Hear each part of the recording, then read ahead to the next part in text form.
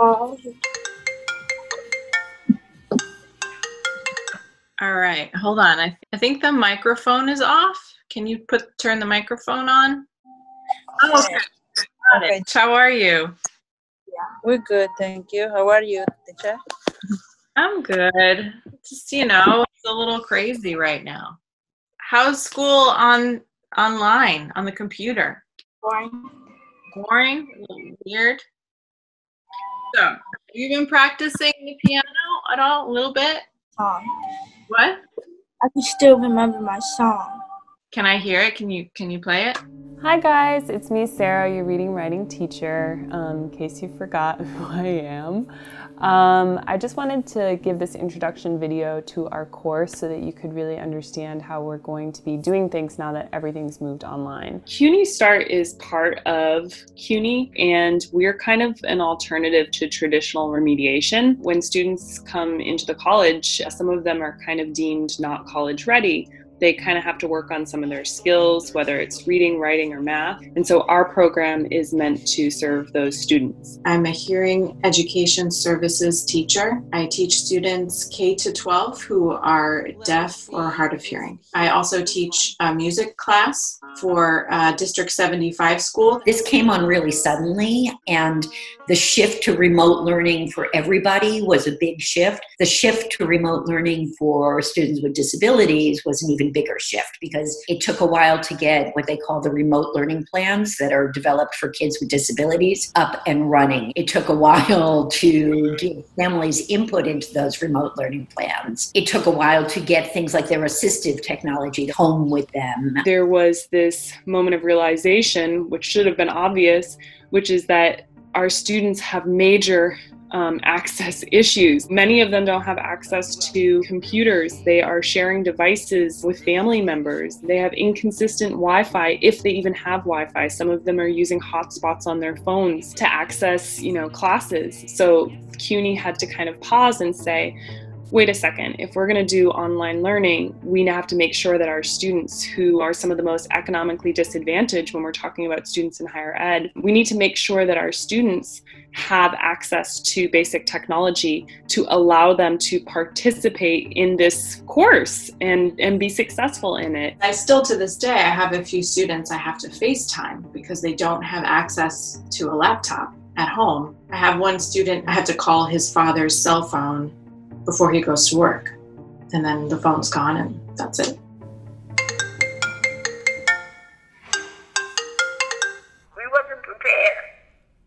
They had to scramble. This virus took everybody by surprise.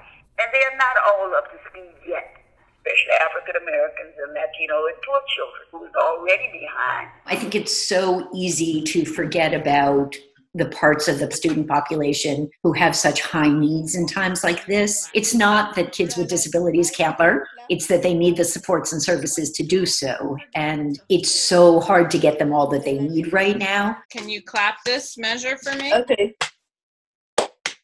I did. The pandemic obviously isn't causing the problems in CUNY. The problems in CUNY have been there. The gross inequities within higher education, the rising costs of tuition. So I do think that this pandemic is kind of just revealing that, right? It's kind of pulling back the cloth on that. And we have to kind of figure out how are we going to make sure that these inequities don't prevent certain students from thriving, especially if this online learning is our new normal. I'm just waiting for the pandemic to be over. Yeah, why? It's just totally different. I'm 48. I prefer being in a class setting. I don't know, maybe it's because I'm older, but I like to be able to approach the desk and ask a question in person. And I feel like I'm able to grasp things a little bit easier. I have some older students who have said that they, really don't use the computer. And so it's been challenging for them to even learn how to attend a live class, to locate where a Google Meet invite is. It's been hard for them to figure out how to submit an assignment. And they have kind of given up because they felt frustrated by that. There are a lot of variables as hearing teachers that we have no control over with remote learning. For example, sound, background noise.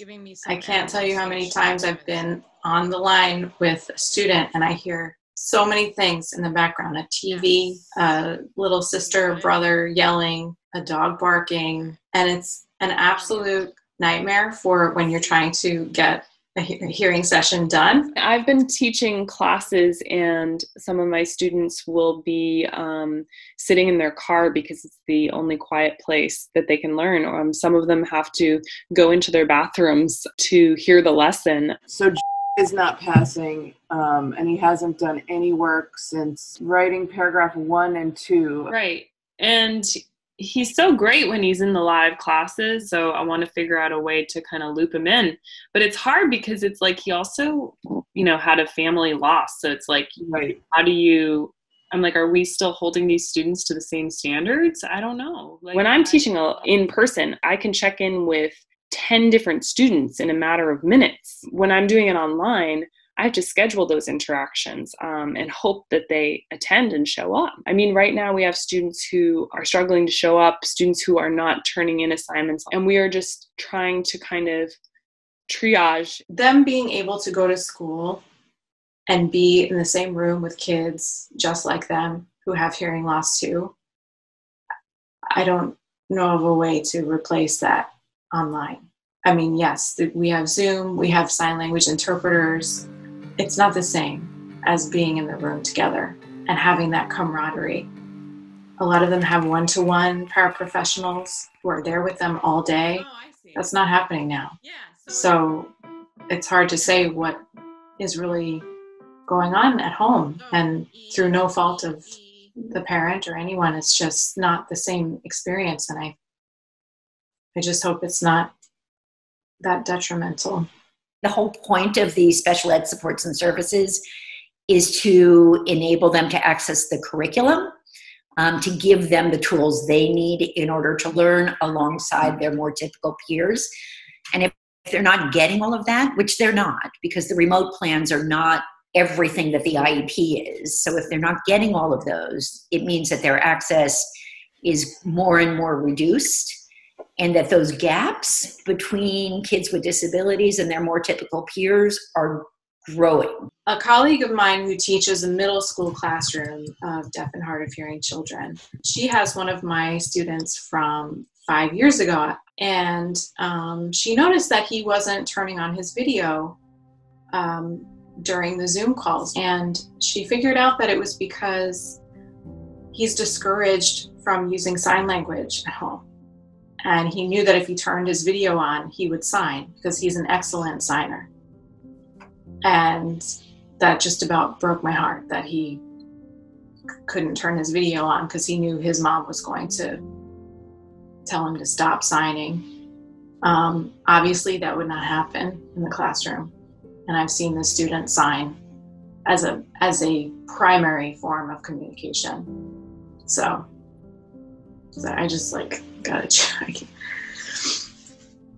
Yeah, so. This probably won't be the last time that the schools have to go remote. Lessons need to be learned, planning needs to take place. We should be ready next time this happens to put remote instruction and appropriate remote instruction in place, from day 1 or day 2 at the latest. Well, it's really wonderful to see you, and hopefully we can do a video again soon. Okay? Bye.